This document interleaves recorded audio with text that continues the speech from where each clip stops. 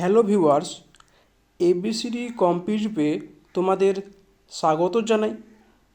তোমরা থাম্বনেল দেখে বুঝতে পারছো তোমাদের আজকে আমি কী ক্লাস করাবো। হ্যাঁ, ওয়েস্ট বেঙ্গল নয়, বিহার পিএসসিকে টার্গেট রেখে, মানে সামনে তোমাদের আগস্টে কিংবা আগস্ট শেষে কিংবা সেপ্টেম্বর প্রথম দিকে তোমাদের মেন্স পরীক্ষা তোমার হবে 4.0। তার উপর নির্ভর করে তোমাদের প্রিভিয়াস ইয়ারকে ফার্স্ট আমি সলভ করাবো। এই জন্য আমি 2.0টাকে ফার্স্ট আমি সলভ করাবো উইথ এক্সপ্লেনেশন, কোশ্চেন নয়, তার সঙ্গে সে জায়গায় যে অপশান আছে অপশান সহ তোমাদের সলভ করাবো। কারণটা কি, তো তোমরা আমার ক্লাসে যারা দেখছো তারা জানো যে যদি অপশানগুলো সলভ করায় তাহলে কী হবে, ওর বাইরে থেকে কীভাবে কোশ্চেন আসে তো বুঝতে পারবে। তোমরা দেখলে বুঝতে পারবে যে ক্লাস 6 to 8 বা 9, 10 আর 11, 12 এতে কোশ্চেনগুলো আসছে, দেখবে প্রায় সেম টাইপের কোশ্চেন আসছে। তোমরা দেখলেই বুঝতে পারবে। চলো আর বেশি দেরি না করে শুরু করা যাক। আজকের ফার্স্ট কোশ্চেন কি বলছে যে 1857 সালে মহাবিদ্রোহ হয়েছিল। The first war of independence কথাটা কে বলেছিল? সে আমরা সবাই জানি, কে? বিডি সাভারকর বলেছিল। এবার আর কে কে কী বলেছিল সেটা আমাদের একটু দেখতে হবে। এখানে যেমন তোমার আছে কে, আর.সি. মজুমদার। আর.সি. মজুমদার কী বলেছিল? এ বলেছিল নাইদার ফার্স্ট মানে এটা প্রথম নয় এবং নর ন্যাশনাল ওয়ার।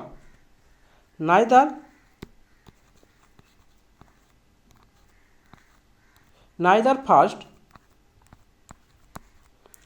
নর, আমি বলেছি লিখে নাও, লিখে তো টাইম প্রচুর লেগে যাবে। নর ন্যাশনাল ওয়ার, নর ওয়ার অফ ইন্ডিপেন্ডেন্স মানে কি বলছে, এটা প্রথম যুদ্ধও নয়, এটা ন্যাশনাল যুদ্ধও নয়, ওয়ার অফ ইন্ডিপেন্ডেন্সও নয়। কে বলেছিলেন? সেটা বলেছিলেন আর.সি. মজুমদার বলেছিলেন। যেমন জন শেলি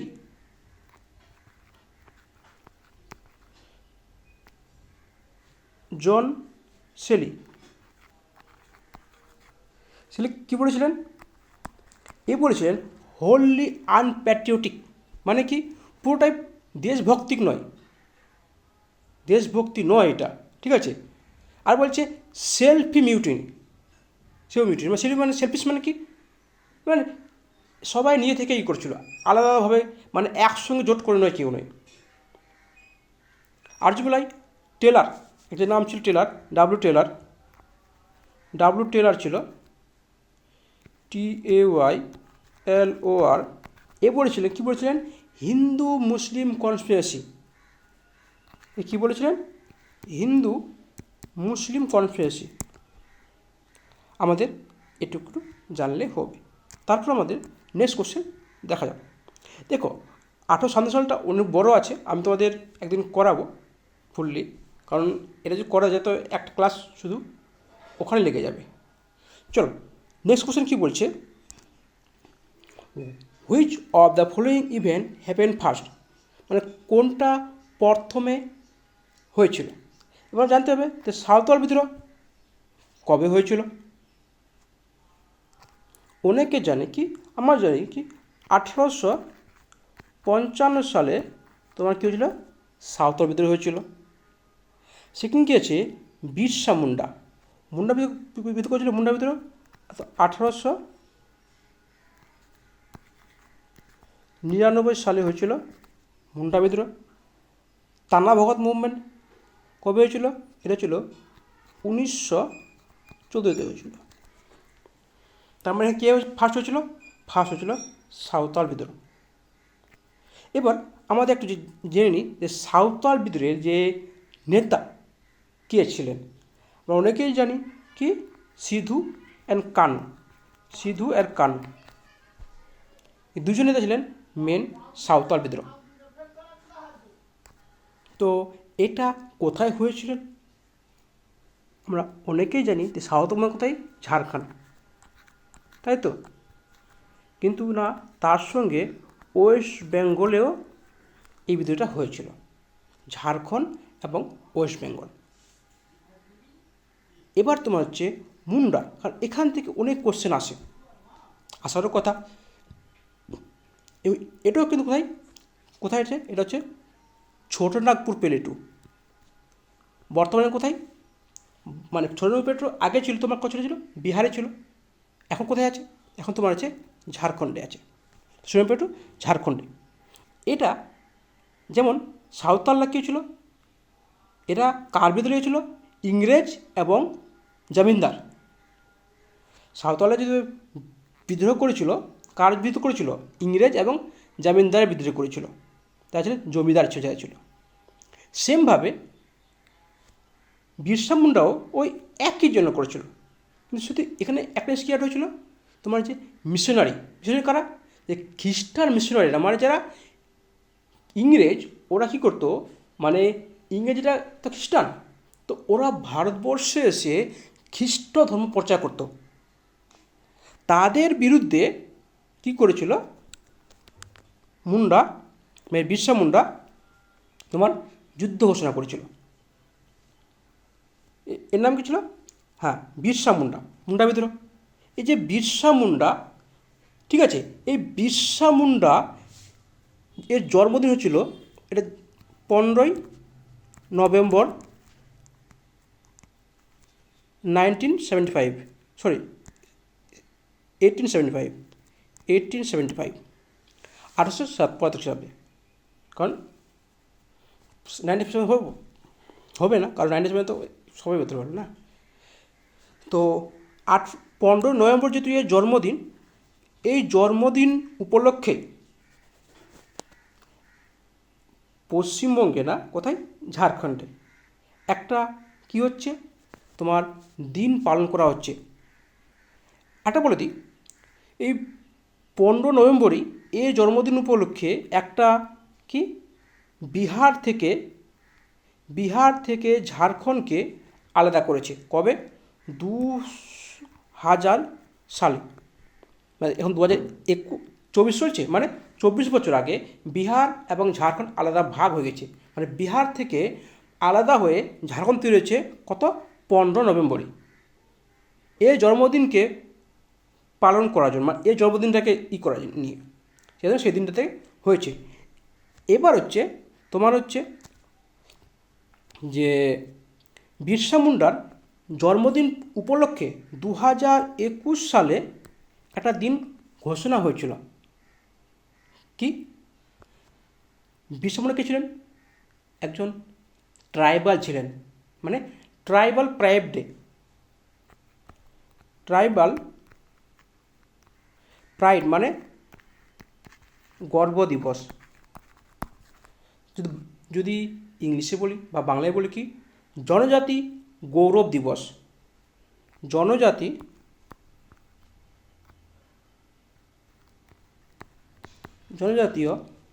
গৌরব দিবস মানে গৌরব, প্রায় মানে গৌরব জানি, সবাই জানি। এই দিনটাকে পালন করে ভারতবর্ষ।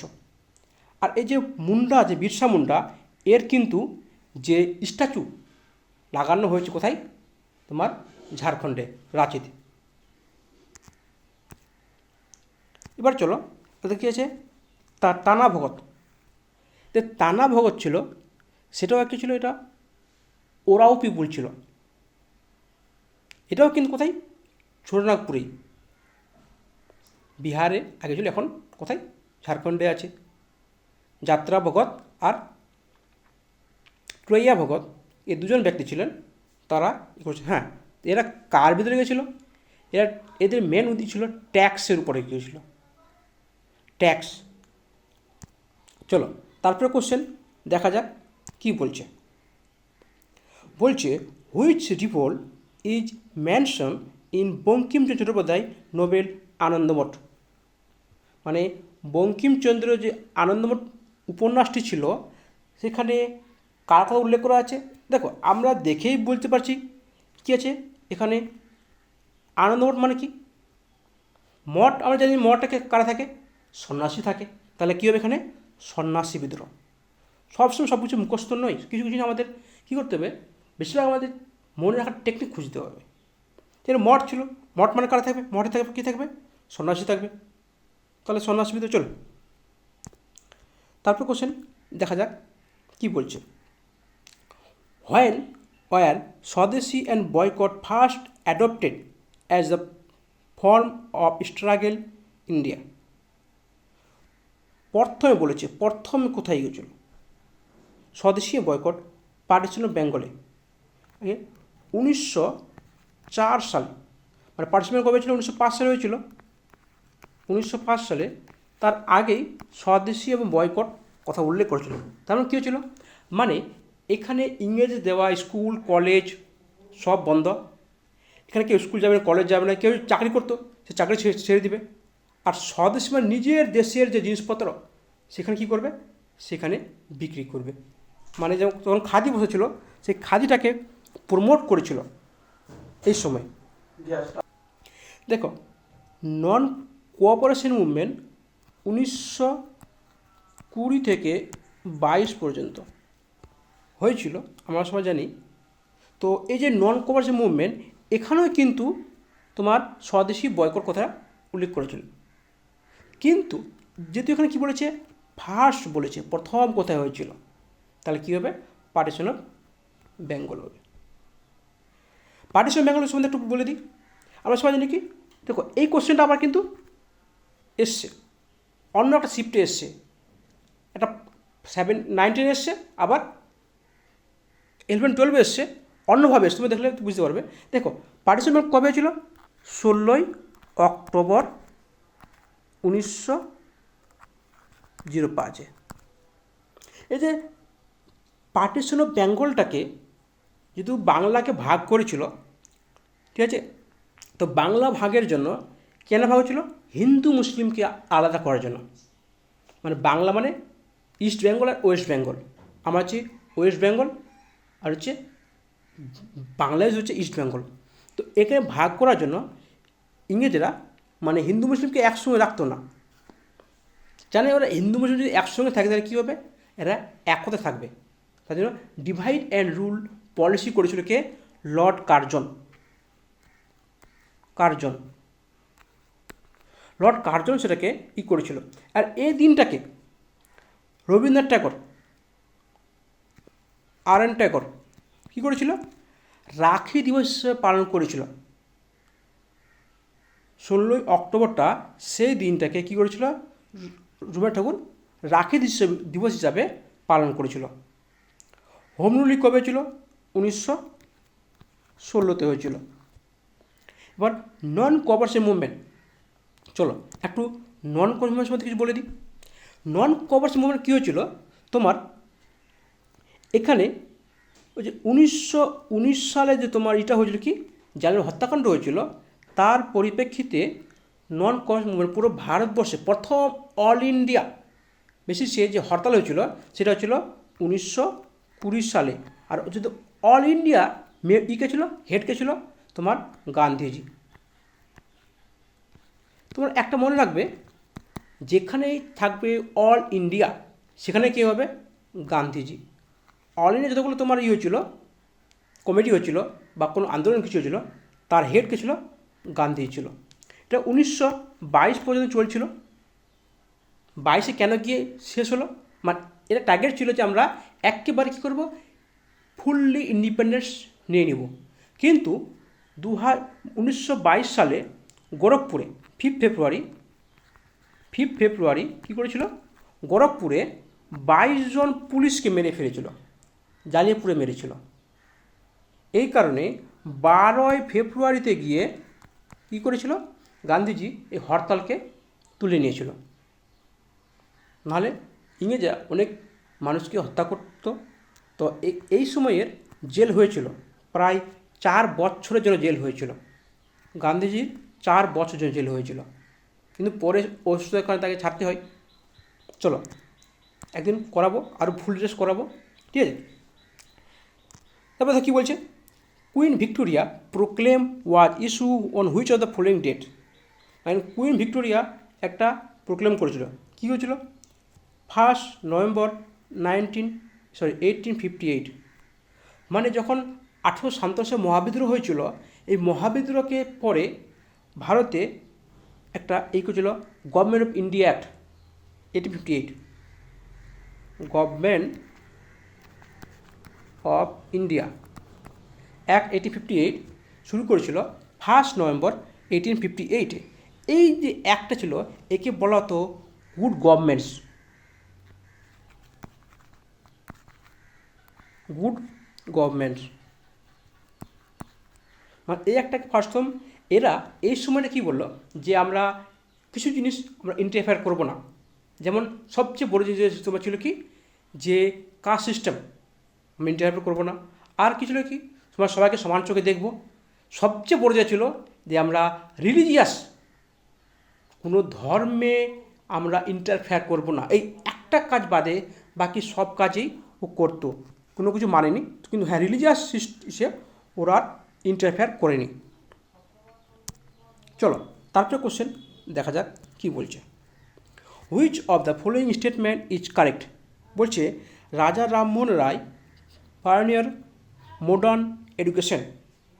অবশ্যই রাজা রামমোহন রায় সেটা মডার্ন এডুকেশনের পায়োনিয়ার বলা হয়। Swami Dayanand Saraswati proclaim India for Indians, এটাও ঠিক আছে। বিবেকানন্দ স্বামী বিবেকানন্দ পার্টিসিপেট করেছিল কোথায়? পার্লামেন্টে, ওয়ার্ল্ড চিকাগোতে, এটাও ঠিক আছে। তাহলে কী হবে? মোর দেন ওয়ান অ্যাভাব, মোর উত্তর ডি উত্তর হবে। তো রাজা রামমোহন রায়কে পায়োনিয়ার অফ ইন্ডিয়া কে বলেছিল? এটা তোমার জওহরলাল নেহেরু বলেছিল। জওহরলাল নেহেরু বলেছে। কেন বলেছিল? কারণ ভারতবর্ষ যখন ইংরেজি শিক্ষা শুরু হয়েছিল কবে? 1935 খ্রিস্টাব্দে। কে করেছিল? ম্যাকলে। Macaulay minutes 1935। এই যে সরি 1835। ঠিক আছে। তখন লর্ড উইলিয়াম বেন্টিং তোমার ছিল কী ছিল? গভর্নর ছিল। তো এর সাহায্যতে কী করেছিল? তো তার জন্য একে কী বলেছিল? জওহরলাল নেহরু তাকে মডার্ন এডুকেশনের পায়োনিয়ার বলা হয়েছিল। এবার হচ্ছে স্বামী দয়ানন্দ সরস্বতী, এটা বলে হয়েছিল। এবার বিবেকানন্দ, এই কোশ্চেনটা অনেকবার আসে কি 1893 সালে কী করেছিল স্বামী বিবেকানন্দ? শিকাগোতে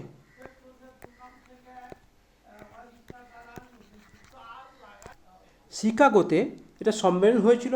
সেই সম্মেলনে সে কী বলেছিল? সে সম্বোধন করেছিল সিস্টার্স অ্যান্ড ব্রাদার্স বলে। ঠিক আছে। তো এটা অনেক সময় ডেটটা দেয়, সেটা হবে 11 সেপ্টেম্বর। এটা মনে রাখলেই হবে, এর বেশি কিছু এখানে কোশ্চেন আসে না। হ্যাঁ, একটা কোশ্চেন আসে যে স্বামী বিবেকানন্দ কী তৈরি করেছিল? তোমার যে বেলুড় মঠ, মানে বেলুড় মঠটা কী একটা আছে, তো ওটা তোমার কী হচ্ছে বেলুড় মঠ 1897 খ্রিস্টাব্দে সেটাকে ইস্টাবলিশ করেছিল। বেলুড় মঠকে কে করেছিল? স্বামী বিবেকানন্দ। চলো তারপরে কোশ্চেন দেখা যাক কী বলছে। Who among become the Indians unofficial ambassador of to England? বলছি দাদাভাই নৌরোজি। দাদাভাই নৌরোজি ছিল প্রথম অ্যাম্বাসেডার। একে কি বলা হয়? Grand old man of India. Grand old man of India বলা হয় কাকে বলা হয়? দাদাভাই নৌরোজিকে। এ কিছু একটা বই লিখেছিলেন, সে বইয়ের নাম কি? Un British rule of India. On British rule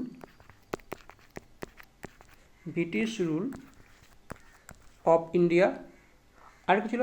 drain of wealth. ঠিক আছে। এখানে যদি কী বলছে, ব্রিটিশ যদি ভারতবর্ষকে যদি শান্তি বা ঠিকঠাক করা যায় তাহলে কী হবে, মানে যে ইকোনমি ঠিক আছে তাহলে কী করবে? ইংরেজকে ভাগাতে হবে, এটা তো বলছিল। আর সুরেন্দ্র ব্যানার্জি প্রথম আইসিএস অফিসার, মানে আইসিএস পাস করেছিল প্রথম আইসিএস পাস করেছিল সুরেন্দ্রনাথ ব্যানার্জি। পশ্চিমবঙ্গে এর নামে একটা কলেজও আছে, সুরেন্দ্রনাথ কলেজ, অনেকে জানে, প্রায় বেশিরভাগই জানে, শিয়ালদাতে আছে। স্বামী বিবেকানন্দ বললাম। চলো আর দাদা পাই না, থাক, ঠিক আছে। তো তারপর কোশ্চেন বলি, কী বলছে, গভর্নমেন্ট অফ ইন্ডিয়া 1935কে কী বলেছিল, চার্টার অফ স্লেভারি, এটা কে বলেছিল? তোমার এটা বলেছিল, এটা কে বলেছিল? এটা ছিল জওহরলাল নেহেরু বলেছিল। তার অপশন কী হবে? অপশন হবে ই। মহাত্মা গান্ধীর সম্বন্ধে একদিন পুরো ডিটেলসে বলবো। নেতাজি একটু বলে দিই। নেতাজি ছিলেন প্রথম আইসিএস অফিসার যে ফার্স্ট রিজাইন দিয়েছিলেন 1919 সালে হয়ে 1921 সালে তিনি রিজাইন দিয়ে দিয়েছিলেন। আর তিনি একটা করেছিলেন, ফরওয়ার্ড ব্লক তৈরি করেছিলেন কত, 1939 সালে। তিনি আইএনসি প্রেসিডেন্ট ছিলেন কবে, 1938 আর 1939। এটা ছিল কোথাও ফার্স্ট হয়েছিল, ফার্স্ট ছিল হরিপুরা, সেকেন্ড ছিল ত্রিপুরা। প্রথম এইচ, তারপরে টি, তারপর সে ত্যাগ করলেন। তারপরে তোমার চলে গেলো কোথায় গেল, বার্লিনে, সিঙ্গাপুরে গেল। ওখানে গিয়ে কী করলো, ইন্ডিয়ান আর্মি তৈরি করলো, ইন্ডিয়ান ন্যাশনাল আর্মি তৈরি করলো। অ্যাকচুয়ালি এটা তৈরি করেছিল, কে তৈরি করেছিল? তোমরা বলবে কমেন্ট বক্সে এটা কে তৈরি করেছিল। তাকে হ্যান্ড ওভার করেছিল, কাকে? নেতাজি সুভাষচন্দ্র বোসকে। এই শহীদ দিবস, শহীদ এবং স্বরাজ দুটো কোথায় করেছিল?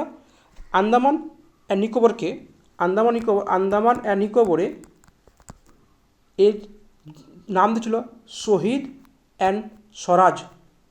কী করেছিল? নেতাজির জন্য। এর হযরত মোহানি, এর কথা ছিল ইনকলাব জিন্দাবাদ, যে কথাটা কে বলেছিল, কে তৈরি করেছিল, কে? এই হযরত মোহানি এই কথা তৈরি করেছিলেন। আর যদি বলা হয় এই কথাটা কে প্রচার করেছিলেন, সে হবে ভগৎ সিং। তোমাদের দেখতে হবে এই কোশ্চেনটা কিন্তু এসছে আবার অন্য একটা পরীক্ষায় এসছে। অন্য পরীক্ষা বলে কি, বিপিএসসির পরীক্ষায় এসছে, অন্য একটা শিফটে ক্লাস, হয়তো ক্লাস 9-10 এসছে, আবার ক্লাস 11-12 এই কোশ্চেনটা এসছে। তোমরা দেখলে বুঝতে পারবে। চলো তারপর কোশ্চেন দেখা যাক কী বলছে। কী বলছে, who provide leadership the district of Patna Arrah Shahabad during the revolt 1857। দেখো এই 1857 থেকে অনেকগুলো কোশ্চেন আসছে। আগে ক্লাস 8-9 এসেছিলো, আবার 19 এসেছিলো, প্লাস 11-12 এসছে। তাহলে কে ছিল? কুনওয়ার সিং। দেখো এখানে অমর সিংও তোমার অপশানে থাকতে পারে, ঠিক আছে। দেখো অমর সিং দুই অপশন থাকলে মারবে কুনওয়ার সিং, কারণ তিনি মারা যাওয়ার পরে অমর সিং এসছিলেন। এই যে অমর সিং ছিলেন, কে ছিলেন? এর কুঁয়ার সিংয়ের ভাই ছিলেন অমর সিং। এ যখন মারা গেল, এ তখন অমর সিং হলো তখন চিফ আর্মি হয়ে গেল।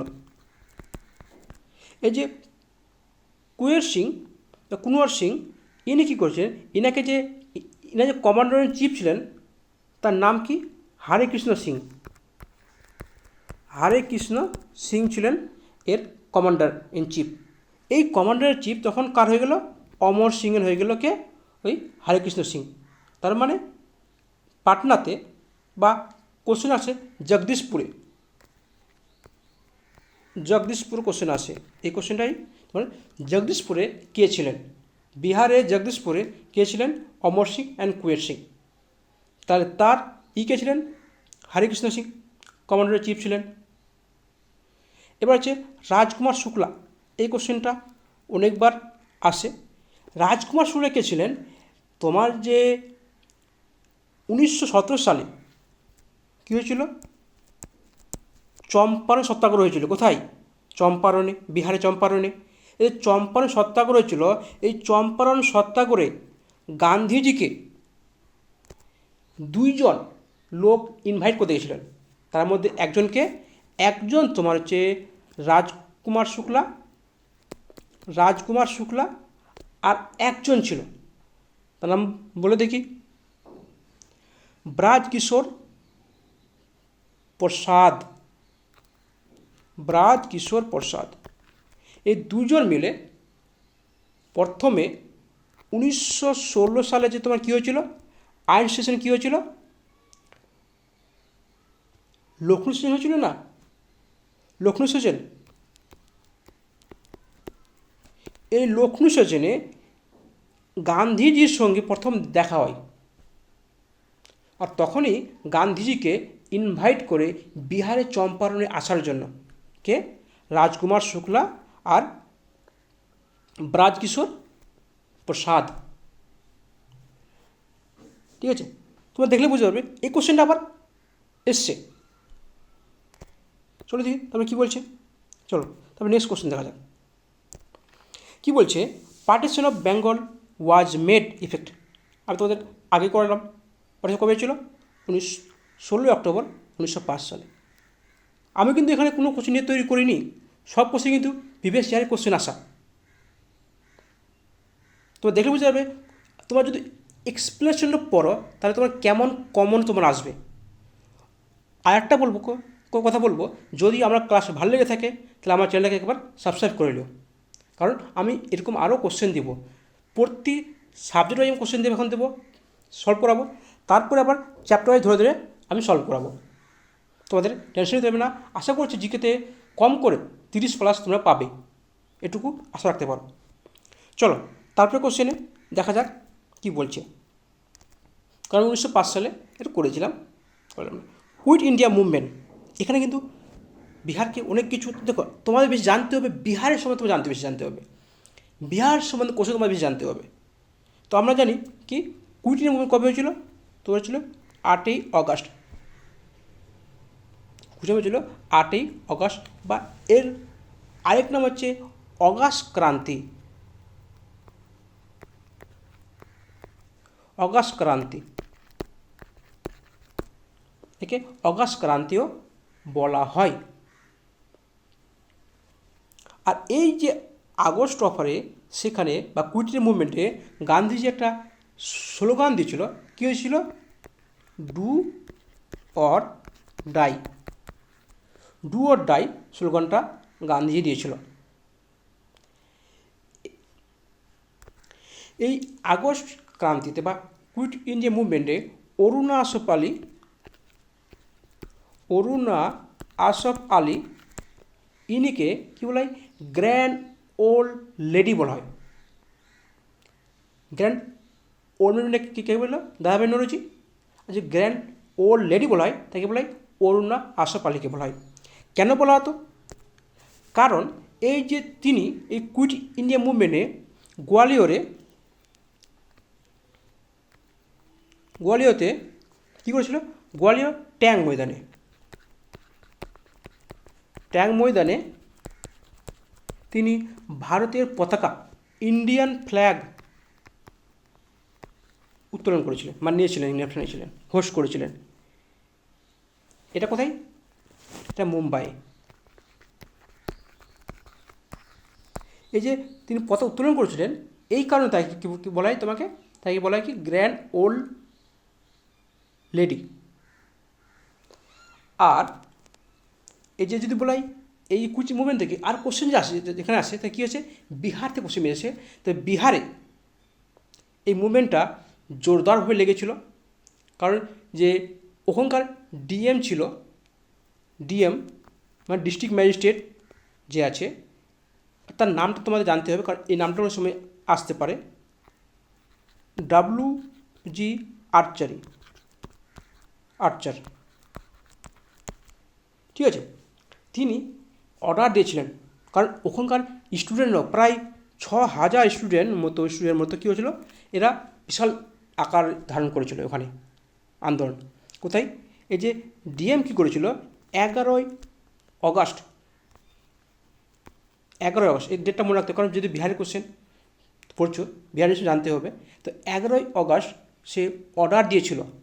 আর এই সময় কী হয়েছিল, 7 জন মানে 7 স্টুডেন্টস মারা গেছিল। আর অনেকে ইনজুরি হয়েছিল, কিন্তু 7 জন মারা গেছিল। এই 7 জনের নাম তোমাদের একটু জেনে নাও। উমাকান্ত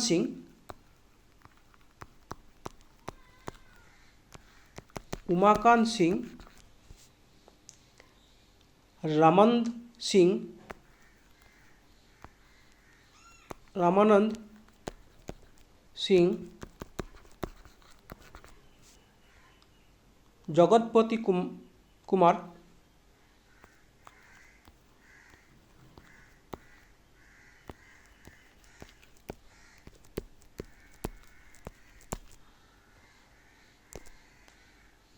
সতীশ প্রসাদ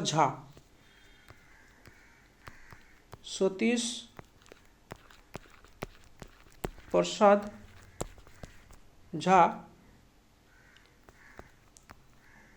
দেবীপদ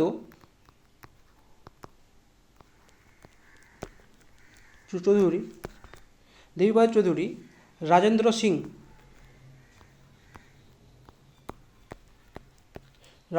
সিং, আর 7 হচ্ছে রাম গোবিন্দ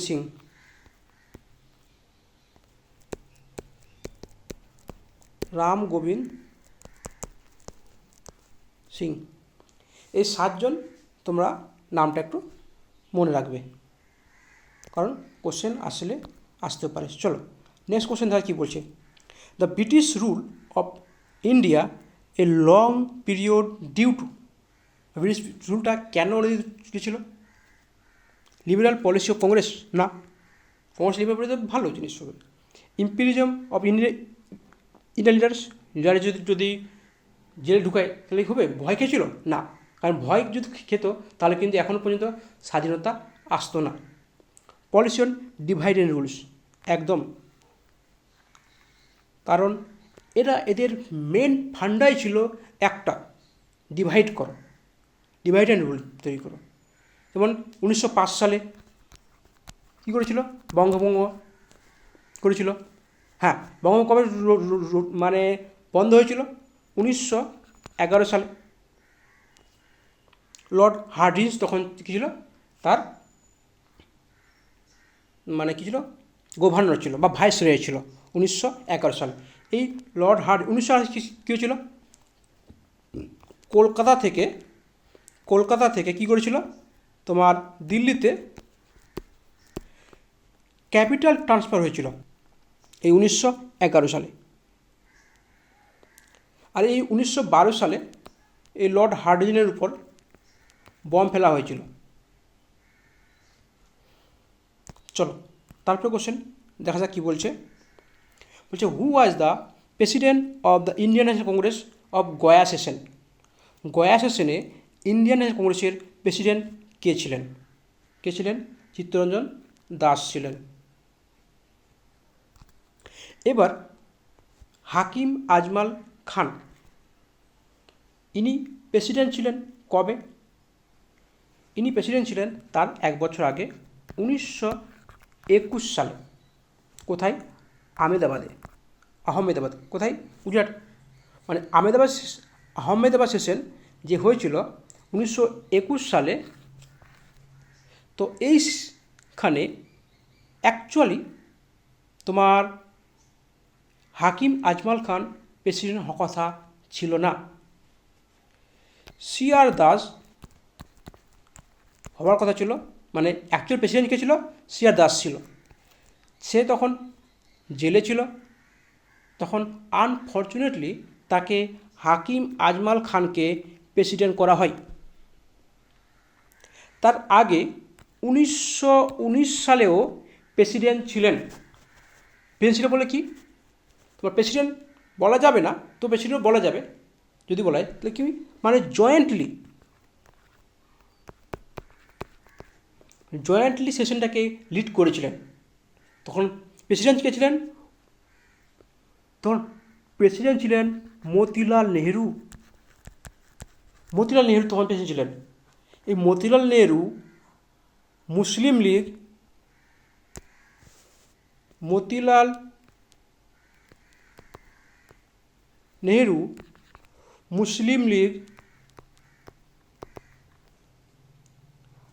মুসলিম লীগ আর হাকিম আজমাল খান, এই তিনজন এরা মিলে তোমার কী হয়েছিল 1919 সালে যে সেশনটা হয়েছিল সেখানে ওরা কি করেছিল, সেটা কোথায় হয়েছিল, সেটা হচ্ছিল অমৃতসরে। তো এই 1919 সালে সবাই মিলে কী হয়েছিল, সেটা লিড করেছিল। কারণ সেই বছর কি হয়েছিল, সেই বছরে তোমার 1919 সালে 13 এপ্রিল অমৃতসরে কি হয়েছিল, জালিয়ানওয়ালাবাগ হত্যাকাণ্ড হয়েছিল। এই কারণে সেখানে 1919 সালে এরা সবাই মিলে সেটাকে লিড করত। তারপর দেখি কী প্রথমে কী বলছে, মহাত্মা গান্ধী। মহাত্মা গান্ধী কবে প্রেসিডেন্ট হয়েছিলেন, এ হয়েছিলেন একবার প্রেসিডেন্ট হয়েছিলেন 1924 সালে। কোথায়, বেলগাঁওয়ে, মহারাষ্ট্রের বেলগাঁওয়ে তিনি প্রথম একবার প্রেসিডেন্ট হয়েছিলেন, সে 1924 সালে।